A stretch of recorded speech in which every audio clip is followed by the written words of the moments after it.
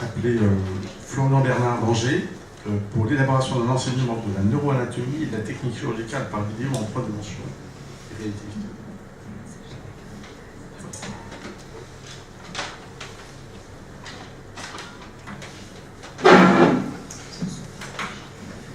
Donc, chers membres de l'Académie, chers collègues, je vous remercie de me laisser cette tribune pour vous parler de l'élaboration d'un enseignement de la neuroanatomie chirurgicale et de la technique chirurgicale par vidéo tutoriel, visible avec un casque de réalité virtuelle, donc permettant une visualisation en 3 dimensions. Donc moi je suis Florian Bernard, je suis un assistant hospitalo-universitaire d'anatomie, je suis neurochirurgien dans le service professeur Ménet et professeur Fournier.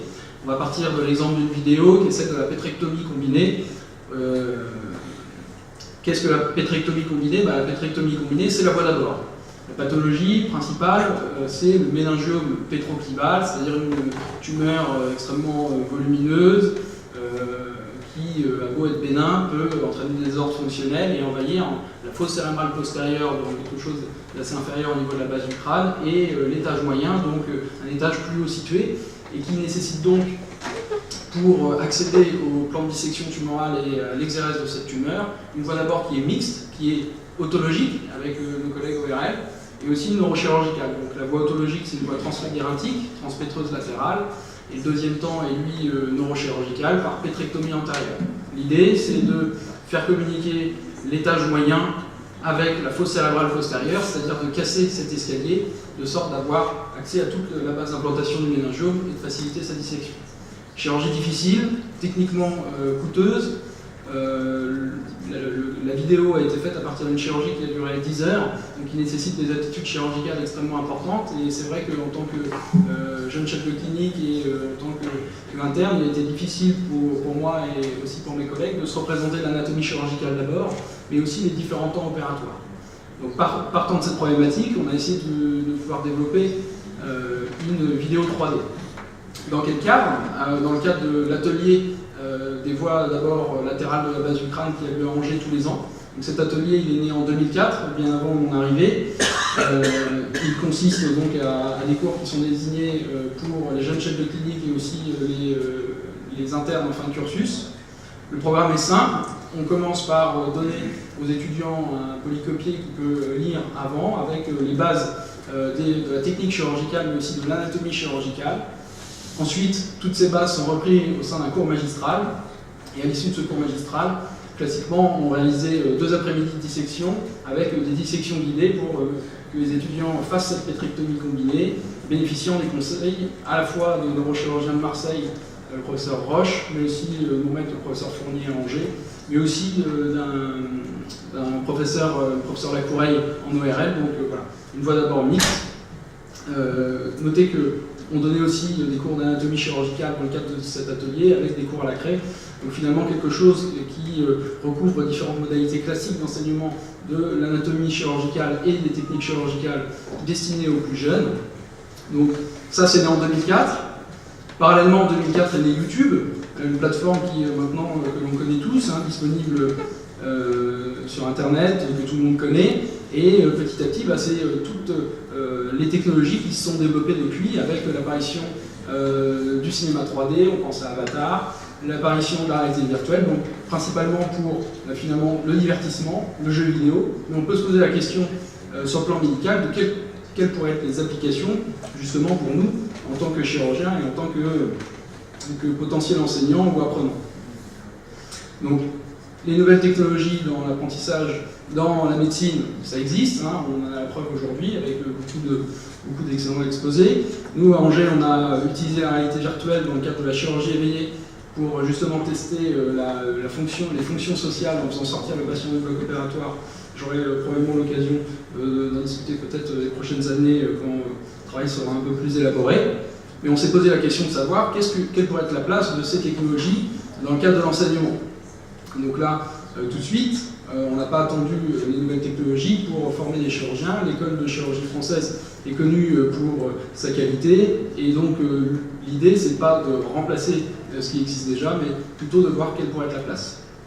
On a pour ça différentes illustrations. On voit Ambroise Paré en haut à gauche qui réalise une chirurgie sous l'œil de ce qu'on pensait être un aide opératoire. En tout cas, moi je l'identifie comme tel. On a aussi la neurochirurgie du professeur Bergman, qui était une chirurgie live avec finalement, pour une chirurgie rare à l'époque, au début du XXe siècle, beaucoup de spectateurs. Alors je doute que celui au fond à droite voit grand chose. En tout cas, voilà, ça pose la question aussi de l'accessibilité, la vision du point de vue de l'opérateur, et non pas de celui qui est au fond de la salle et qui cherche à voir un petit peu ce qui se passe. Tous les jours, au quotidien, là, les jeunes chirurgiens, les plus jeunes, se forment finalement en réalisant la triade, donc visualisation du geste opératoire, mentalisation du geste, puis réalisation du geste avec retour immédiat, un feedback de la part de son maître dans une relation qu'il entretient avec lui, qui lui permet comme ça de progresser petit à petit au cours de son cursus. La question est de savoir qu'est-ce qu'on va pouvoir faire avec cette réalité virtuelle, quelle pourra nous donner la visualisation 3D, et est-ce qu'on va pouvoir rentrer en tant qu'étudiant interne dans l'œil du chirurgien pour appréhender les différentes étapes, mais aussi l'anatomie chirurgicale. Cette anatomie chirurgicale qui donc est sortie du livre. Donc l'objectif pédagogique, enseigner une technique chirurgicale en développant une vidéo 3D, et j'insiste sur le fait qu'elle soit tutorielle et certifiée, c'est-à-dire avec des trucs et astuces, un scénario pédagogique et une certification par des gens qui connaissent, ce qui est important pour ce type de voie d'abord, mais qui je pense est important aussi pour la formation des internes. Disponible en libre accès évidemment. Pourquoi les casques de réalité virtuelle? Finalement parce qu'ils sont énormément développés, leur coût c'est de 15 € à 500 €. On peut se le faire tout seul avec une boîte en carton, le Google Cardboard c'est 15 €, après on pense tous à l'Oculus Rift à plus de 500 €. Donc l'idée c'est d'utiliser la 3D que peut offrir ces casques de réalité virtuelle pour fournir à l'étudiant en salle de garde, chez lui, quand il veut, cette chirurgie pour qu'il puisse bénéficier des conseils et mentaliser petit à petit la chirurgie. Pour ça, comme on a fait, un scénario pédagogique, des réunions, quelles seront les étapes et les grands messages que l'on veut donner aux étudiants. Ensuite, on s'est entouré de monteurs professionnels et d'un studio pour réaliser l'enregistrement audio, pour améliorer le caractère immersif.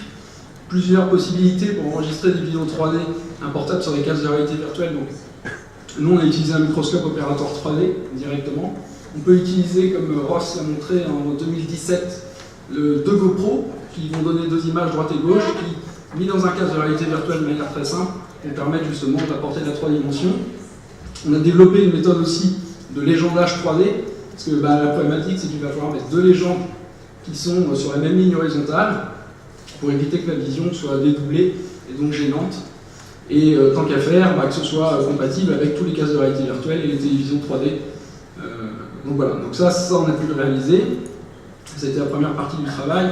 Et puis on a valorisé finalement cette vidéo par une publication scientifique dans une revue de chirurgie opérative neurosurgery. Donc la valorisation, on a obtenu la certification de la part des enseignants de l'atelier, mais aussi de nos pairs. Alors ensuite, il a fallu qu'on place ces enseignements au sein de l'atelier.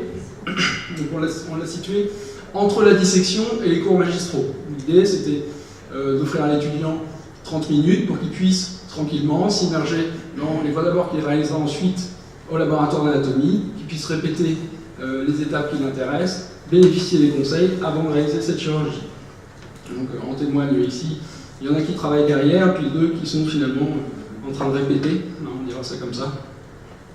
Et on les a interrogés, ces étudiants, pour savoir quel avait été leur ressenti finalement sur tout ça.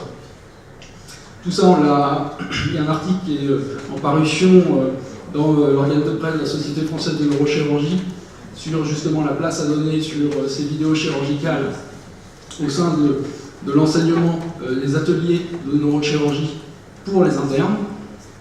Et les points clés, je vous les ai résumés comme ça. Le premier message, c'est que 73% souhaitent intégrer ce type d'enseignement à leur formation. Alors ils donnent on leur a donné aussi des cases libres, où ils pouvaient donner finalement leurs avantages. Pour eux, c'est facile d'utilisation, ils sont habitués à ça, ils sont contents que ce soit gratuit. Le côté immersif et du point de vue de l'opérateur, pour eux, c'est un avantage, parce que quand on est aide opératoire, on peut manquer des étapes, on ne voit pas forcément les choses du point de vue de l'opérateur. Pour eux, ça améliore la mentalisation du geste, c'est-à-dire la représentation qu'ils auront du geste à effectuer. La certification du contenu pédagogique, leur permet finalement d'avoir confiance dans le contenu, la possibilité de se former hors des centres de référence pour des techniques qui sont finalement rares. Hein. Il y a peu de chirurgie par an et pourtant beaucoup d'internes. Donc l'idée c'est d'offrir à tout le monde un petit peu ces potentiels trucs et astuces. Pour eux c'est un complément des approches traditionnelles qui permet une visualisation en 3D de l'anatomie chirurgicale. Les bémols, le coût, pour eux c'est un coût, même si on a dit que ça pourrait être moins cher, pour eux c'est un coût qui n'est pas négligeable. La problématique d'accessibilité, et pour eux bien sûr évidemment, rien ne remplace rien ne remplace en tout cas le réel, et donc pour eux la dissection reste finalement quelque chose qui est un plus par rapport à la réalité virtuelle, on s'y attendait. Donc moi dans le cadre de ma thèse de science, je me suis intéressé finalement aux fonctions cognitives de l'hémisphère droit. Donc juste pour vous dire quelque chose, c'est que la mentalisation du geste et des praxis est principalement située au niveau du gyrus supramarginal, la jonction temporo-pariétale droite, qui va intégrer finalement, de la même manière que le fait le langage, différentes informations, qu'elles soient auditives, visuelles, elle va les interpréter au sein d'un pôle qui va redistribuer les choses et qui permettra justement de participer à la mentalisation du geste. Et je vous rappelle que ce qui différencie principalement l'homme du singe, c'est deux choses, c'est le langage oral et l'utilisation d'outils complexes. Donc on voit bien que ce soit le langage ou l'utilisation des praxis, des outils, c'est situé le plus souvent au niveau de la jonction temporopariétale et au niveau droit pour les praxis, au niveau gauche pour le langage. Les besoins d'enseignement, pour les étudiants, il y a un surplus de candidatures, on n'a que 20 places. Donc se pose la question comment on va pouvoir former de plus en plus d'internes. Une volonté du collège de neurochirurgie qui, au travers de l'article, mais plus globalement, veut promouvoir le développement de contenu vidéo pour les étudiants du 3e cycle. Il existe également un besoin de formation donc, en anatomie chirurgicale, mais aussi en compétences techniques. En anatomie chirurgicale, on pense finalement à l'évolution de l'anatomie qui, petit à petit, veut mieux représenter le vivant dans sa fonction 3D. Donc on pense aux travaux d'André Vézal, au moule à la cire de Jean Gauthier d'Agotti, au moule en plâtre, on pense aussi au moule 3D par imprimante 3D. Enfin, voilà, l'idée c'est d'offrir aux étudiants une anatomie qu'ils peuvent visualiser, tourner autour, potentiellement même palper. Pour ce qui est des compétences techniques, c'est finalement la première étape de mentalisation qui nécessitera ensuite un renforcement au laboratoire, au bloc opératoire dans le cadre du compagnonnage. Bon, et ensuite, donc nous on a développé une plateforme qui nous permettait justement de faciliter le montage. Une fois qu'on avait justement la cellule audiovisuelle, on a voulu officialiser les choses. Donc on a maintenant un monteur son et vidéo dédié. On a également développé un master 1 d'anatomie qui justement a pour but de réaliser un tutorat d'anatomie pour les étudiants de 2e cycle. Donc eux aussi ont fait une étude des besoins pédagogiques et il en découle qu'en plus des cours d'anatomie magistraux classiques, on leur fournit sur des petits cours de 5 minutes des vidéos d'anatomie chirurgicale commentées, certifiées, visibles avec des tests de réalité virtuelle et même sous-titrées. On a intégré ça dans l'enseignement aux externes, dans le service. Donc là, c'est des externes qui regardent une télévision 3D dans le cadre du microscope pour les chirurgies live, mais aussi dans le cadre des débriefings pour les cours des étudiants de manière hebdomadaire. Et puis on vient d'ouvrir une chaîne YouTube où toutes ces vidéos sont accessibles en open access et on est en train de commencer à réfléchir au design d'une application mobile, gratuite évidemment, et à destinée de tous les internes disponibles. J'ajouterais que les choses se structurent aussi sur le plan de l'organisation de la chirurgie à Angers, où finalement on a nommé un référent par spécialité pour pouvoir offrir cette plateforme à ceux qui sont chez nous à Angers. Voilà.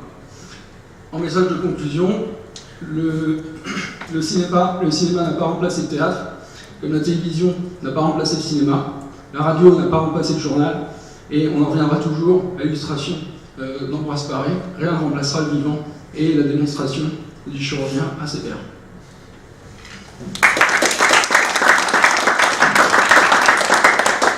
Merci beaucoup. Est-ce qu'il y a des questions? Oui.